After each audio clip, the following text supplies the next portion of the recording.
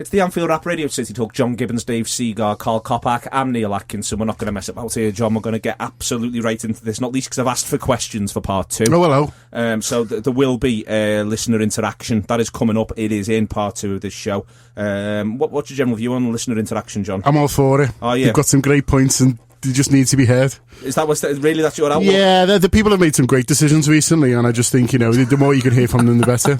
It's been nothing but a series of wins for the masses. Oh, I'll tell you what, and it's reflected in our glorious newspapers. Indeed. People get the press that they deserve. If that's true, it's absolutely terrifying. Surely we're better than this. However, we can't really talk about this. What we've got to talk about instead is the football. So we're going to open the show talking about all the Liverpool news that's come through this week, not least from Jurgen Klopp's press conference earlier today.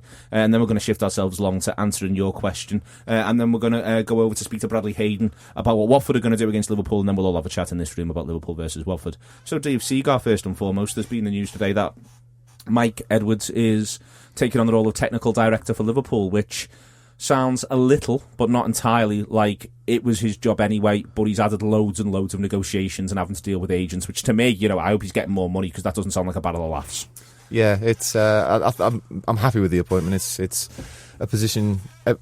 Certainly, ever since Jurgen Klopp came in, I think it's been the right move to go that way, because obviously that's what he was working with at Dortmund. But in terms of what Mike Edwards was doing beforehand, it sounds, from what Jurgen said in his press conference today, it sounds like he was in all but name pretty much doing that job anyway, and he was working alongside him in previous times. Shadowing Ian Ayre for 12 to 18 months. I mean, let's have a think about that. It's a big 12 months. Let's have a think about that. Has he been, what that entails. Has he been following him around on a Vespa behind his Harley? You got a sidecar? Like Malcolm from Watching. One for the kids. Always teenager happy. That's City Talk. Wait till you hear the songs this week. Carl, it's there's something to be said here about the manager's input in this, that the manager is able to make everything seem straightforward and uncomplicated and unfussy, and whether or not it is uncomplicated and straightforward and unfussy, we're probably never going to know, but he's very much at ease, sort of just cutting the notion of any controversy dead, to the point that you suspect there really isn't any controversy, and I'll give you a reason why in a minute, but you think that's fair? Yeah, I think that's the tone of the whole thing, is like, we're doing this now, and that's it. There's nothing else, because obviously I know there's been controversy about director of football, rendered in what one, etc. And he's just basically said, well, I did this all the time, and to be honest, he's done all right with one in the past, and this is what we're doing, and now Watford. What it actually makes me think of, John, the way he does this, is the way in which he didn't do this around the ticket price increase controversy. If you know what I mean. Everything else that wherever it's been, that there might have been some sort of issue with the club, he's just basically come in and he's Jurgen Klopp the situation, and that's why I believe him, and that's why I think it's perfectly sincere, is that he hasn't compromised it by seeming as though he's saying something that he doesn't think at any point. And that it was quite clear, for instance, around the ticket price controversy before the Sunderland game, where his sympathies lay, if we're all honest about it, because of that, because he wasn't just turning up and going, well, this is fine, this is the way this is, and all that sort of stuff. It is that if anything, that put credit in his bank, if you know what I mean, that now when he just turns up and goes, well, I'm fine with this, and I've backed this, and this is my idea, and I like this fella, and blah blah blah, at no point does your brain go, I'm not sure there. Yeah, definitely. People always say in kind of like self-help books and things, just worry about the things you can control and don't worry about the things you can't. And Jurgen Klopp's their dream, isn't he? He's like the personification of this. He's like, do you know what? I can't really worry about that. So whatever. Do you know what I mean? I'm just gonna let someone else deal with it. And then actually, that's better for me, because this is the stuff I really, really like. All this footy stuff, training ground, brilliant. Picking teams, going mad on the side. That all sounds great. Dealing with agents, bit of a nightmare, And he's right. I deal with Carl Kopak, so he's absolutely terrible. That was a joke, by the way. Carl's agent doesn't call. No, not often. But he is the personification of this idea of, I'm just going to worry about the most important things and kind of not concern myself too much with things that there just aren't important elements of being a football manager. And that is the key part of this, Carl, isn't it? It's that it is, if we want the whole Holy Trinity part of this, and it's all a hangover from Hicks and Gillette, I think, a lot of, not just for Liverpool, and I think it's important to say this, at some sort of point in the second half of the first decade of this millennia, it became important for people to know a lot of things about their football club, and not just Liverpool. Clubs up and down the country, and including Manchester United, for instance, have had questions around ownership, and so you had to take in a lot of information, or at least you felt like you did if you were a committed supporter. But simultaneously, the purity of what you want, the relationship you want, is Shankly's holy trinity. Yeah, and that'll never change for me as far as I'm concerned. It is about the three of us. And I think also social media is a big thing here as well, because everything is examined minutely. And if Jurgen did his press conference today and went, well, that sounds all right, then suddenly there's a completely new agenda, which wouldn't have happened during Shankly's time, obviously. But I just like the fact that we've gone back to being non-fussy. I think that's such a big deal for us these days, rather than just. And non-fussy in an era where there's a lot of fuss, because Jurgen said one man can't do everything, and there's a period of time, for instance, to use Shankly as an example, where Shankly sort of broadly speaking he was doing contract negotiations, but then he didn't have to speak to Brian Hall's agent. He just spoke to Brian Hall. Yeah. There was the shift away from the maximum wage, all that sort of stuff, Dave. But now, football clubs have become this absolutely, and not least, look at us, let's all have a look in the mirror, but this 24-hour beast which eats everything and pervades everything, and it's just not possible for one man. There's now, for instance, again, I'll use a Shankly example. Shankly, broadly speaking, was only buying players from England and Scotland. He didn't have to worry about a hot prospect that's coming through in Romania, or the concept that there could be one that he would have to worry about, in the sense of buying him to play for Liverpool, whereas now that is literally part of the manager's job. He's right when he says that, one man at a club now, he just can't do everything. Yeah, it's I think under this the way things are now going to be working with Mike Edwards in that position, I think it's just another example of, I'm trying really hard not to use the word efficient, because Jurgen's German and you just have to use that word, but it feels like he's turning what is, as you say, a very hectic way of running a football club these days. The amount of things you have to do, he's trying to make it as uncomplicated and as efficient as possible, and it just doesn't seem to be fazing him at all. Every decision that comes up to him, he's just like, right, what's the common sense? Okay, I'll do that. The other thing as well on decisions, John, is that he's not really having to make that many decisions that you can't unmake, and I think that that's an important thing as well, having the awareness of, well, we tried this, and if it doesn't work, everyone just relax. And I think that's again the other thing that's coming through, is we can just relax about this stuff, we can just sort of enjoy this stuff. And it's going back to what you just said a minute ago, actually, it's the idea that he wants to enjoy going to work. Yeah, he does, and you feel that's a big thing with the Mike Edwards appointment, that they've said, oh, we're going to promote him, and he said, yeah, I like him. Yeah, Sandy seems very smart. Yeah. He's done some good stuff, hasn't he? Oh, yeah, didn't you tell me you bought him? Yeah, he found him. Yeah, great shout, get him in. And as you say, if it doesn't work, we'll get someone else. And it's that kind of philosophy, really. Yeah, we'll give it. And his willingness to give anyone a go, up to and including the youth players at the football club, is I think genuine. He thinks, if he thinks, yeah, he seems like a good guy, I like him, I get on with him. Yeah, I'm sure he could do that. He seems really smart. Why couldn't he? Why go and get this other fellow when I'm not sure about? Do you know what I mean? It does as you started this part with, come across as just very genuine. Other things that come out the press conference today, because it was really quite interesting. The other thing you said, John, it grabbed your attention, because I was saying before, what grabbed your attention in the press conference, and you said this, so it's all very convenient.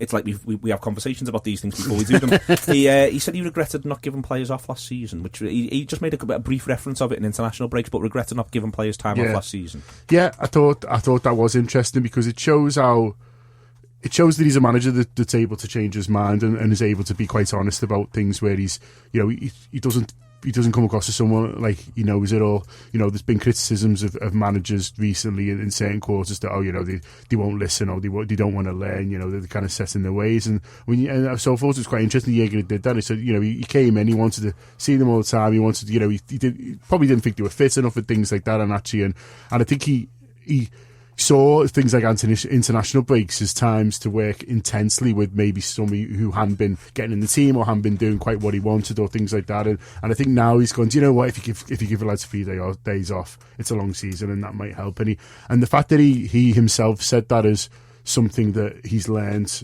as a manager, not maybe just from being in the country, or maybe just generally as a manager, I thought was quite interesting, really. And it shows that he's kind of like he's a man full of self-awareness, really, and kind of looking at himself and thinking, well, what could I have done better? And I think that's a good thing. Again, I mean, it just sounds like you're saying everything the manager does is brilliant, but it is at the moment. We've got loads of points. He's doing well. I think that's really refreshing, to be honest, because I like the fact that he's he sees his own managerial style as something that's unfinished all the time. It's not just, he's not just saying, this is what we do from now on, because this is what I started doing when I started playing football in the first place, and I'm really good, so everyone shut up and listen to me. Yeah, the fact that he doubts himself occasionally in a positive way, not in a sort of, I'm starting to panic or anything like that. But I think it's just really refreshing that he just thinks, well, these players get tired. And he was in a strange situation anyway, because we were playing a game every 10 minutes at the end of last season as well.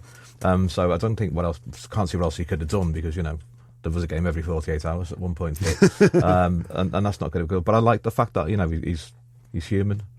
Okay. And lastly, Dave, there's the Danny Ings stuff, which the manager spoke about and said he'll come back as a Liverpool player and all that sort of stuff. I mean, the manager says this, and again, there's no reason to think he doesn't say it in good faith, but it's a massive blow for Ings, and his attitude is spot on, and all the old cliches about Danny Ings, and the cliches because they're true in Ings' case, and he's, he will try and come back, but it's just a huge blow on a human level, really. Whether or not it was going to happen for him at Liverpool this season, we'll now not know what the manager's plan was. But in general, he's moved to Liverpool, and now he's had 2 seasons, and he's had 2 absolutely, significantly bad injuries.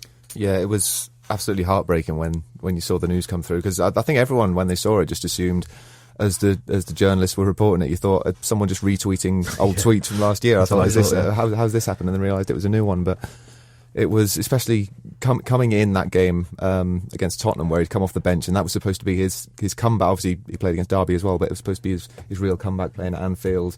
Crowd got behind him. He had got in and got a few efforts on goal. Passed the ball well.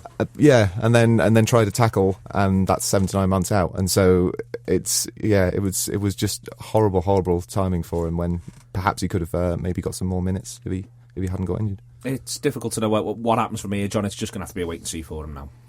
Yeah, it is, and I don't know, as a football club, you just almost kind of forget about him, and that sounds terrible, because it's quite mean-spirited, but you just kind of, well, this is who we've got now, and it's such a long injury that you write him off almost for the season, and the season almost feels like forever at the moment, because we're kind of so focused on what we want to do now, and so you're like, well, that's one less player we've got. So what is it we have got? Are we a little short? Do we need to think about January? That's how football clubs kind of need to operate, really. You spend a couple of days going, oh, feel sorry for the poor lad, and the captain does his nice things and stuff like that, and then you just straight away move on because you have to. This is the Anfield Wrap. We're going to move on Radio City Talk. After the break, we'll be going through your questions.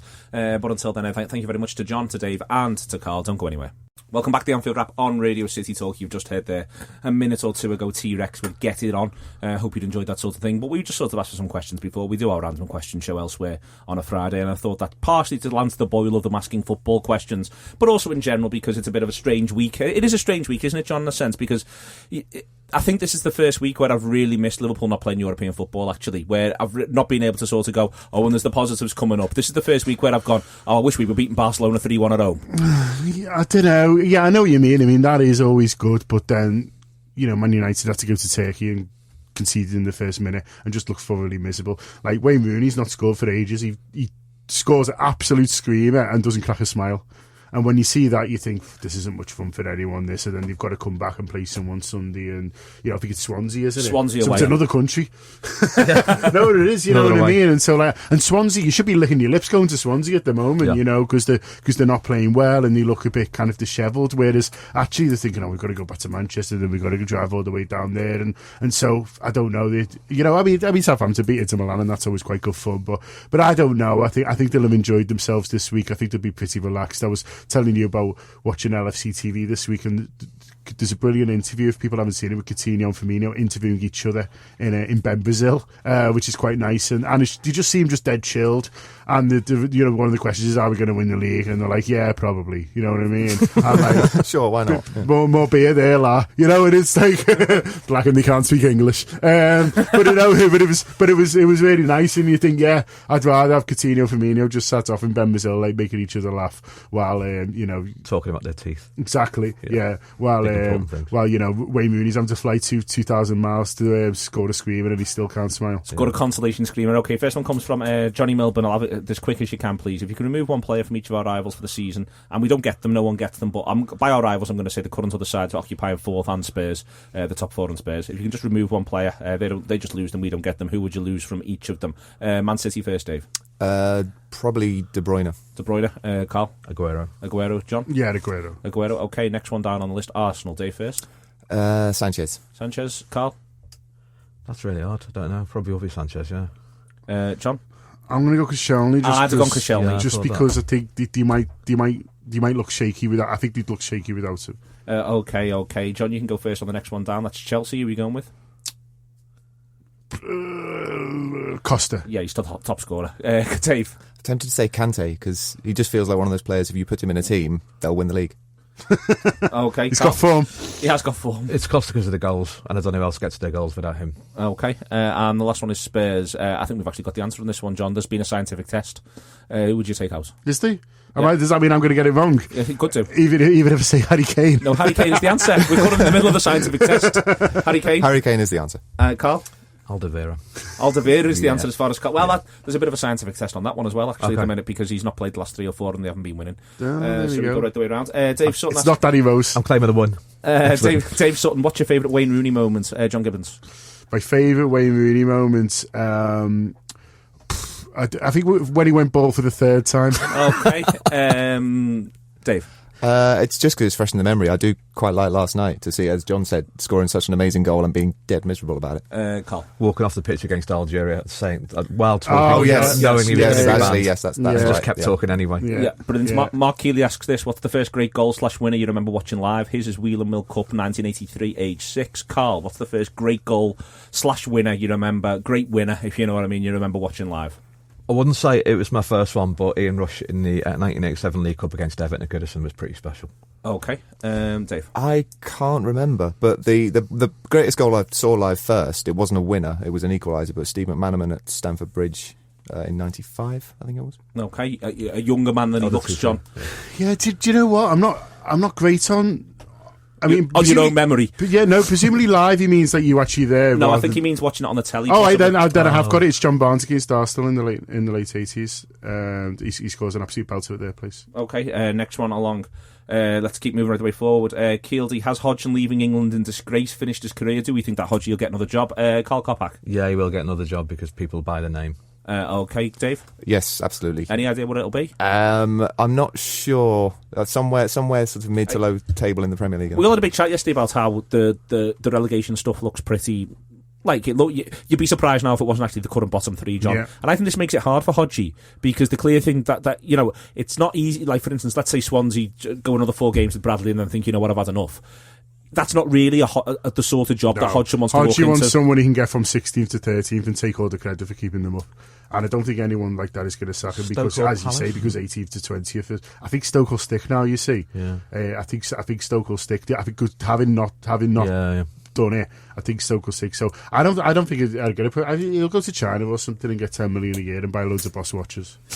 Okay, Paul Sadler wants to know, can Liverpool score 20 goals in total in the next 3 home games? It's Watford, Sunderland, Leeds. Dave? Yes. I think we could possibly score 20 against Sunderland. Carl? I'm going to say yes. I'm not even looking at logic. John? I'm going to go with no. It feels a bridge too far, even for me. Even for my Friday optimism. Sunderland, they're going to change the manager and ruin everything, let's face it. Yeah, I'm really not looking forward to that. I'm really not looking forward to us drawing with Sunderland at home after they sacked Moisey. I'm really not looking forward to that. It's going to be a rubbish day. It's going to be the worst day of the year. It's already marked, and my card is marked. Paul Hewitt says this: has Mourinho lost it? Dave Seagar? To an extent, yes. I think he's. I don't think he's actually doing anything really any different to what he used to, but I think it's just not working. And when it doesn't work, he just capitulates. John Gibbons. Depends what it is. But I think he's lost his. I think he's lost his appetite a little bit, which is quite an important thing. Okay, Carl. He's getting sick of it all. I think he's getting sick of himself. He's just not enjoying it. He's just we've all been there. Yeah, he's not much of a smiler anyway, but I haven't seen him smile in about 18 months. Yeah. Okay. I'm really sad for that now. Thinking about Mourinho sick of himself. Oh, God, yeah, pray for Jose. It's quite dark, isn't it? Yeah, poor Jose. He's gone through a series of dark nights of the soul. Jose Mourinho. Steve Nolan, would you be a tracksuit manager or sharp suited, dapper or dour? Dave Seagar. Both. I'd go tracky bottoms, smart. Smart shirt and jacket. Very nice. Get in the nuts. Oh, glorious. Carl Kopak. No manager should resist a bouncing ball, as far as I'm concerned. He's got to get on the pitch and do it as well. Okay, John. I'm suit, obviously. You know suit. Me. Yeah. Oh, you love wearing a suit. It's one of the great shames that you now work in new media. I know. Yeah, if I come in a suit now, sure, it'd just skip me all day. Should mean you just pick a random day between now and Christmas and go in suits? Well, we've got the FBA awards next week. Well, in a couple of weeks. Are we going to go suited and booted? Yeah, so we can wear suits all day that day. Oh, it'll be amazing. I can't wait. Yeah, Me and John Gibbons wearing suits all day. Like the old days. Enjoying ourselves hugely. Emres Brillcleam says the idea of, and he's from the United States, he says this, the idea of playing a Champions League final in the United States is absurd. No. I think it's absurd, but I think it's going to happen. John Gibbons. I don't think it's that mad. I don't know. I think it's... I don't think they should do it, but I'm not appalled. I'd rather this than Game 39 if you were to offer me it. And I think the NFL coming over here for random league games and someone's got to give up a home game is just nonsense as well. I don't know, the Champions League final's sort of ridiculous anyway, and the tickets are really expensive. You're paying through the nose, whatever. So I'll go New York. I think it would just be such a pain for the fans of the teams going that they've obviously, depending on what country they're based in, they've all got to go cross the Atlantic to make it to the Champions League final, and I think that would be too much to ask. Absolutely not, no way. Okay. Do you think it'll happen, Carl? Very possibly, yeah. Okay, David Gould, last one. David Gould says this, your life is on the line. You cannot pick James Milner. He's got a cold. Which current LFC player takes a pen for you? Your life is on the line. Out of the rest of them, the rest of these clowns, your neck's on the chopping block. James Milner has got a cold. He cannot be roused from his sickbed. Which of these lads will take a penalty for you? Carl Kopak. I feel sick now you said that. It's really terrifying. I can't think what that could be, because I keep thinking Coutinho at Wembley. Most definitely. Carl, let me let you in the secret. Don't pick Coutinho under any circumstances here. Your life's on the line, mate. Let's not play. No. Who are you going for? God. How sick is James Milner? James Milner's he's not possible. Cannot be roused. Yeah. He's in the walk-in. Henderson. John Gibbons. I think I'm going to go for Simon Mignolet because I've got a theory that keepers are like better at pens than everyone makes out. He scored one in that one against Middlesbrough that was absolutely ridiculous. And also, if he misses, then you just Mignolet is a great way. To go. Dead. What a way to go! Yeah. I reckon you get 5 seconds to slag him off. Yeah. That'll be your last words, Dave Seager. And then everyone's saying on shows forever. And do you remember when Mignolet got John killed? Yeah, see what you want about Carrius. I'd say, assuming he's on the pitch at the time, Sturridge. Okay, then this is the Anfield Wrap on Radio City Talk. After the break, we'll be hearing from Bradley Hayden more in a second. Yep, joining me now, Bradley Hayden from watfordblog.com or just at Watford blog on Twitter. And basically, my general sort of Watford position, Bradley, is that very quietly, they're picking up points, they're doing the business, they're doing what they need to do, they're just simply getting the job done. I think that's quite an impressive thing. Yeah. I mean, if you asked at the start of the season, most Watford fans, I don't think any Watford fan would have thought that we'd have been 7th place in the table coming into November. Because if you looked at the start of the season, we had Southampton away, and followed by Chelsea and Arsenal at home, followed by West Ham away, and then Manchester United at home. So it was a really tough set of fixtures to start with, and we came from with a decent haul of points, a couple of wins, including one over Manchester United, and a draw and 2 defeats, and that's kind of set the tone for the start of the season. We've performed generally very well. Aside from a poor defeat to Burnley, we've performed pretty well. Past few weeks we haven't maybe performed as well as we could have done, but we're picking up the points and we're doing well. We're consistently picking up points and we're doing very well at the minute, and hopefully we can keep it up and can consistently pick up points over the season instead of falling away, which we did in the second half of last year. That's the key thing, I think. You know, you did start last season well, it is worth pointing that out, but it was the fall away. And yet this season it's not been quite powered by Deeney and Ighalo, and that's something which I'm taking, is that whilst both are obviously playing well and they're important, Deeney hasn't been quite what he was, and Ighalo's sort of short to a certain extent on bits and pieces of, you know, he's not looked like he's got the goals that he needs. Yeah. Well, I think there's a lot more to Watford than Deeney and Ighalo this year. We've got a lot more strength in depth that we didn't really have last season.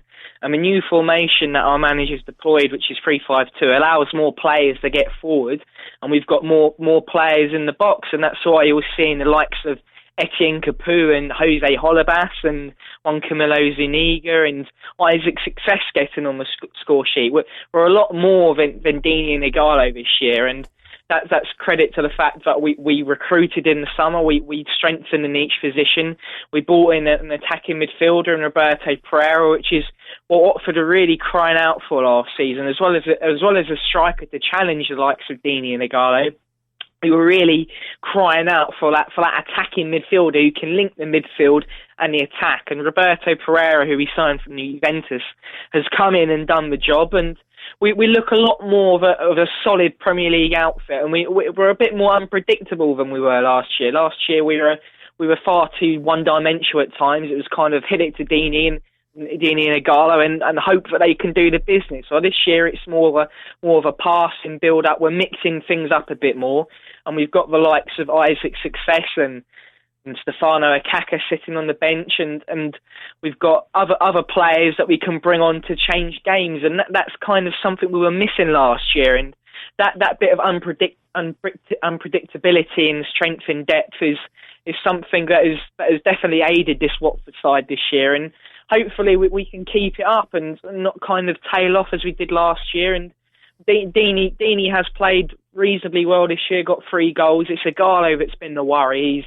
He's just completely devoid of confidence, and he's snatching at chances that he would have taken last year. And we've had Isaac Success, who's been coming off the bench in recent weeks. He's only 20, and he's full of pace and power, and he's kind of the player that you don't really want to be facing if you're a defender, because you don't quite know what he's going to do next. Unfortunately, he's injured for this weekend's game, but that strength in depth and unpredictability will certainly aid Watford this season. Definitely so, and I think it's, you've mentioned across the board there the way in which other players are getting involved, and that's partially the setup. I think last season, and it's let's not criticise previous managers. I don't like it when people do that. Flores had a very specific job, and the way in which he decided to do it was to get the best out of Deeney and Igalo and build the whole side around that. Whereas the manager this season, to do the job of keeping Watford up one more year and hopefully improve them and have them grow, he's changed the shape. He's quite tactically innovative. He does different things at different times in games. Sometimes Watford are 3 at the back, and he'll go, right, how do I get the best out of all of my team and not just 1 or 2 players? Yeah, definitely. And I think that adaptability has certainly come in hand this season, because as well as playing 3-5-2, we've played 4-5-1, 4-4-2, 4-3-3. We've played a whole load of different formations, and that can only aid Watford because it adds to the unpredictability. You don't really know how Watford are going to line up. At the weekend when we beat Hull, for the final 20 minutes, we went 4 at the back, and we had Daryl Janmat at right back, and Sebastian Prudhomme and Miguel Bretos at heart of the defence, and Jose Holebas at left back. And that adaptability to change formations can only help Watford. And we would definitely look more of a solid and savvy Premier League team this year. At times last year, we were a bit naive. If we went 1-0 down, you kind of thought that was it. Whilst this year, you kind of think that if Watford do go 1-0 down, we've got players who can score goals. We've got more players who can chip in. So that if Deeney and Igalo are having a bit of an off day, which in Igalo's case has been quite often so far, an off year, an off year pretty much. We've got our players who can chip in and score a few goals, which wasn't really the case last year. So I think most Watford fans have been impressed by Walter Mazzarri so far, because I think quite a few weren't really sure what to expect. They looked at his time at Inter Milan and said, is he really the right man to be taking us forward and on to the next level? And he's kind of come in and proved quite a few wrong. We've been reasonably solid. The first few months we were leaking a few goals, scoring quite a few. The back three, when it's been a back three, it's worked really well, hasn't it? And I think they've all played well. I think Kabul's been very, very good indeed whenever I've seen you this season.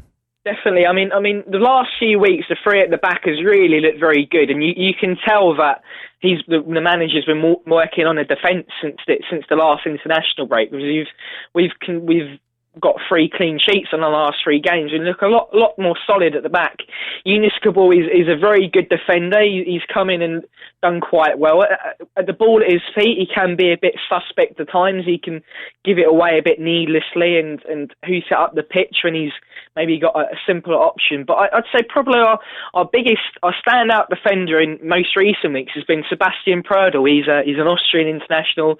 We signed him from Werder Bremen before we got the last season, the 15-16 season, and he started last season very well, and then was out and in and out of the side from January. But since Walter Mazzari's come in, Prödel's been playing in the middle of the back three, and he's looked absolutely immense. I mean, against Manchester United, he had the tough task of facing Ibrahimovic, a world-class striker, and at times you didn't even know Ibrahimovic was on the pitch because he manhandled him so well, and he didn't really have a sniffle game, the Swedish international, and Prödel has just looked really, really solid in recent weeks. He's barely made any mistakes. He's tall and he's got his head to everything, and he's calm with the ball at his feet. But then if he is under pressure, he's not afraid to just put it out of play and relieve a bit of pressure as well. So I think our defence has definitely been improving the last few weeks.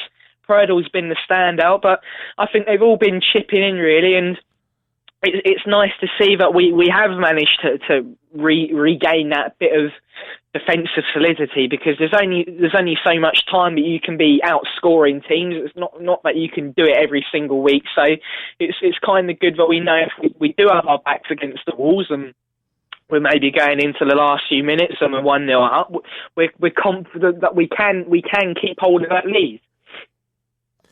Okay, so this weekend then, confident of being able to keep hold of a lead, being able to do the business the way in which you've stated it there, the solidity that you've got at the back.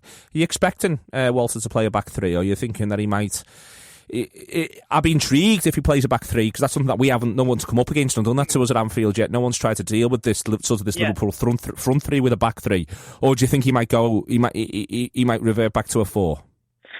It's a bit unsure at the minute. I think 3-5-2 has been his favoured formation, but I think Prödel did come off injured last week, so I think if he's fit for the game, then I reckon he'll play 3-5-2. If Prödel is injured, then I reckon we could see a 4-4-2 formation or 4-3-3 formation with Daryl Janmaat coming back into the side at right back and Nordin Amrabat going as part of the front three with Ighalo and Deeney, because unfortunately we've got Success injured at the minute and he's not going to be back till after the international break. So I think it all depends whether Sebastian Prödel is fit, because he came off in the last couple of minutes against Hull at the weekend, and that was a slight concern. So I think if Prödel's fit, we'll play a back three, and if he's not, then I think we'll play a back four with Janmaat at right back and Cabal and Pritos as the centre two, and Jose Holebas at left back. So I think it's all going to depend on whether Prödel's fit. Okay, I'm intrigued by that one. That one's got me attention then. I didn't think it'd come down to one man. I thought he might decide to come in with an overall plan. The other thing that's said about him is that he likes to change during games quite a bit, doesn't he? So, know, I'm just intrigued because, as I say, we've come up against a lot of different managers trying different stuff, but it might be that he doesn't just do one thing, he does 10 things. Is that fair? Yeah, well, Walter Mazzari has shown since he's taken over that he's quite tactically astute. I mean, against West Ham when we beat them 4-2, we were 2-0 down after 30 minutes, and you were thinking, God, we're really struggling here. But he changed it. He changed the formation. He put Ighalo out on the left wing, actually, and he went for a back four, and it really worked. And we went into half-time at 2-2, and when we went 3-2 up, he then reverted back to a 3-5-2, and in the second half we were all over them against West Ham. And against Manchester United we played a similar formation, and we played Craig Cathcart, who's a centre back at right back, and Ighalo was tracking back on the left, and we completely just stopped Manchester United from playing. And even at the weekend when we played Hull, we were 0-0 with 20 or 30 minutes to play, and he brought off Yunus Kabul, who's a centre-back, brought on Daryl Janmaat, who we went to right back and changed formation, and bringing Janmaat on gave us that bit of energy and creativity down the right, and we were causing problems. So Mazzari's definitely shown he's a tactically astute manager, and he's not really afraid to change things. And if you're not playing well, you're going to be hooked because he's taken off Deeney and Capu and Ighalo during the season so far, and Roberto Pereira as well. Key players who last season, the likes of Deeney and Ighalo, were rarely ever substituted off. And this season, if you're not at the top of your game, then you've got someone behind you who's ready to come in and make a difference. So Mazzari's shown that he's not only afraid to switch formations if it's not working, but he's also prepared to switch personnel as well to give Watford that extra chance of getting a point, or maybe even all three. Okay, what's your prediction then for the weekend? How'd you see it going out? I mean, you got the big result against Manchester United recently. You've actually got more points away from home than at home. How'd you see it going? Well, it's hard. I mean, I think we'll go there and put in a good performance. I think most Watford fans will be satisfied, really, if we went in and put in a good performance, because we've kind of got a free hit, to be honest. Because we're not going to be judged about whether we can beat Liverpool or Chelsea or Arsenal at the end of the season. It's whether we can beat the teams around us, and we've been doing that in recent weeks. So the pressure's kind of off of us. We've got a free hit. I think we're going to struggle to maybe handle the front three that you've got in Firmino and Mane and Coutinho. I think they will cause us all sorts of problems, and we'll do pretty well if we can keep them quiet. So I think it's going to be all about the performance for us. I think we'll nick a goal, and we'll maybe make things a bit nervy, but I think your quality will possibly prevail in the end. So I'm going to say 3-1 Liverpool. Okay, 3-1 Liverpool. Let's go back and find out in the room what everybody else thinks. Head over feet by Alanis. John Alanis is back. Yeah, she is. Everyone's talking about her. She's a big hit in Chinese karaoke. Put it on. Everyone will join in. Everyone will join in. You'll be surprised. Who knew that she was going to bring those sorts of numbers? It's like when I realised that Runaway by Kanye was a banger. It never occurred to me that Runaway from Kanye would be that much of a banger. But anyway, let's move forward and talk about football. We heard from Bradley before then. I've chatted to a couple of these gentlemen here about Liverpool versus Watford already, so I'm going to go to you first on this one, Carl. It's sticky. Potentially sticky. My worry is this. I will phrase it like this for you. It's 60 minutes on the clock. It's 0-0. It's hard to see a way through. Liverpool need to keep their heads, don't they? Yeah, and to be honest, I'm less worried about it than you, because I think we've been quite good at that recently. You know, we win a goal down at Arsenal, goal down at Palace. We let Palace back into it, and we are a bit more patient, and we are seeing games out as well. So I just think, a winner will come eventually. I've not always been able to say that over the last few years.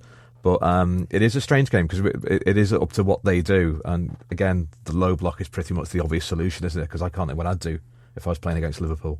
But I think we know what we're doing about that sort of thing now. I think there's a pretty good plan B as well. You mentioned that 0-0 on 60. Well, you bring Sturridge on. Do you put two up front then? Do you put two up front then? Well, I don't know, maybe. Or you just sort of about there's a VG there as well. Yeah. If you'd expect he's going to go through the free, then, there's shuffling about to do. You can drop Coutinho back. There's things you can do that allow you kind of not to panic, really, and I think there's an Origi option there as well, and as you say, changing around with formations, and I don't think they will necessarily panic. It's just I think it's just a case of choosing the right moments to kind of to change things and who is it you take off. I think might be the difficult decisions to make, really. Yeah. But there's the bench is so strong at the moment that I don't really worry that we're going to blow ourselves out, because there's people desperate to get onto the bench who are top class footballers. Dave? I think I was very obviously you never underestimate Jurgen Klopp's preparations for a game anyway, but I was very relieved to hear him talk about it today, acknowledge the fact that Watford play a different system, they play a different formation to most other teams, and they've spent all week preparing for that. So now I've absolutely no concerns about us not being able to deal with their three at the back formation. If he goes with that, and that's the thing. You said yourself yesterday, the thing about Mazzari, and Bradley said it as well, is that he will play different shapes. He's changed during the game. He's not committed to the idea that this is it. He's trying to educate his players. He's been succeeding in that they wouldn't be where they are on the table. The point is, Liverpool are going to come. My worry with this game is Liverpool are going to come up against 4 or 5 different challenges and not just the one. And that's, if anything, that could be fine, and it could be that in the confusion or in the gaps we do the business. But my worry is more, it is this idea that we get to 60 and it's just not quite working, and they at least themselves get to feel like, our guys one step ahead here. Yeah, it's as is the case with every game. I think getting an early goal will obviously be crucial to how the rest of it goes for Liverpool. But I think in terms of what Mazzari is likely to go with, it's hard to really know. In terms of, he's playing Liverpool, who obviously are in incredible form at the moment. They'll attack you from all angles, so you've got to be very, very organised. You've got to be very careful about what you're doing. But Watford, even though they beat Hull last weekend, I only read earlier they didn't have any shots on target. The goal was an own goal, and at home to Hull, if you're not having a shot on target, you've done something quite wrong. And if you can't have a shot on target against Hull, how will you do against Liverpool? It's not your low block game, that one, is it? No, Really? You might change it for that. There is, Carl. Therefore, it feels like there's one selection headache, which is Wijnaldum or Chan. Yeah. You'd be surprised if he changed anything else. You'd be expecting him to bring Milner back into left back for this one, expecting it broadly speaking. He said this week he said earlier in his press conference that Wijnaldum and Chan have both actually had a day off with a cold this week, but he thinks that they're fine. And he just sends them home straight away as soon as anyone so much as sneezes from the sound of things. I like that he said that straight away. Yeah. It feels a bit ruthless, but it feels like a sickness policy that could be used in many Liverpoolian offices. It is fair to say that that appears to be his headache. I'd be surprised if it wasn't one of those two, but which one do you think it will be? He hasn't started Wijnaldum for a while, and Emre's played a lot recently, and obviously he's still recovering, Emre, in some way. He's done really well recently, but I think he's got to start putting Wijnaldum back in, just because you don't see the difference when he's not there now, I think. And I'd start Wijnaldum for this. I asked you both yesterday, have either of you changed your mind, John? It just, if he thinks it'll be... If he thinks it'll be attack v defence, he might think, well, Wijnaldum kind of offers more. He's not scored yet for Liverpool. Everyone keeps saying he's going to add goals. He's not actually scored yet, but just from him moving the ball quickly, efficiently forward, and someone who's kind of able to get it in and around the box, he does offer a little bit more. And so if he thinks, look, what they're going to do, but if he's not quite sure what they're going to do, and I think he might go for Emre. And also he just likes him. And I think that's something, when everyone was talking in the summer about, Lallana might be the one to miss out, you just got to remember there's some lads he just seems to like, and with good reason, you know what I mean? I'm not saying I can't get it, but and Emery's one of them who, when he's been fit, he's generally found a way to get him in trust, the team. Isn't he? Trust him, I think, more than anything else. Yeah. Dave, still think you trust him more? Yeah, I think tomorrow, it was confirmed earlier, I think, that Chan isn't in the German squad, I think, for this international break. So I think possibly that could clinch it for him in terms of playing, because now Klopp knows he's got nothing. He's not going to be going away afterwards, so he can give it 90 minutes. He can give it his all runabout, like in that case, whereas he might possibly have subconsciously held a little bit back if he'd known he'd been going on international duty. And also, as I mentioned on the other show, that possibly he might think leaving Wijnaldum out might put a seed of doubt in the Dutch manager's mind about risking him during the international break. Okay. Pressure on them for predictions on this one. Tell me one of the goal scorers and what the score will be. First, John Gibbons. Firmino 3-1. Firmino 2-0. Carl Copper. Lallana clean sheet. Oh, hey. Lallana clean sheet. Yeah. Is that just 1-0 then? Yeah. No, at the very minimum, Lallana. At the very minimum, Lallana. Yeah. Lallana plus. Lallana plus and Liverpool the clean sheet. Yeah. Okay. Hugely interesting weekend unfolds. You've got the North London derby. Annoyingly, I had a conversation with Mike Nevin before. He said to me, don't they realise that we're playing every game? Having the North London derby kick off and therefore finish at 10-2 and Liverpool kick off at 2:15. He felt it wasn't enough of a breather between the two. Enough time to take it all in and move forward. But it is another big weekend, because that's the way this works when you are chasing down a league title and a league championship. It's great to know that Firmino and Coutinho are talking about it. It's great that we're all talking about it as well. This weekend, it's a hurdle for Liverpool. It's one they should overcome, but shoulds have not happened in the past. I fancy the Reds this weekend. I think they could make another statement after everybody else has played, that they're not going anywhere, that November's going to do for them, and that this batch of games was exactly what they wanted. Thank you very much to John Gibbons, to Dave Seagar, and to Carl Kopak. That is the Anfield Wrap.